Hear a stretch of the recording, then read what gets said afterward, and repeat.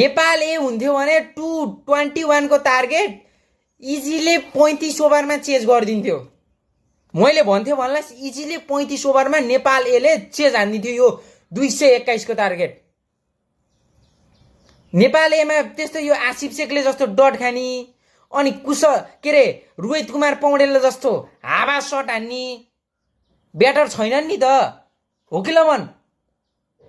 ओपनरले जहिले पनि 40 45 60 70 60 70 त देखाइनन् क्या, 40 45 को ओपनिङ दिएकै हुन्छन् के, त्यसै 20 30 आउट हुन्नन् नेपाल जस्तो।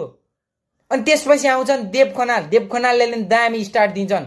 अनि ईशान पाण्डे, देव खनाल नआएको दिन ईशान पाण्डे आउँछन्, उनले त कन्सिस्टेन्सी रूपमा 50 हानिरहेका हुन्छन्।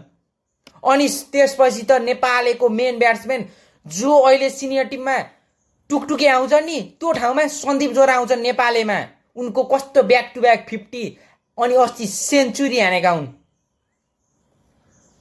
303 को टार्गेट चेज गर्दाखेरि नेपालले डिएलएस मेथडको कारणले 7 रनले हो कति रनले जित्यो, तर त्यो म्याचमा 303 पनि नेपालले चेज हान्थ्यो के। आज नेपाललाई 221 को टार्गेट चेज गर्न गाह्रो छ।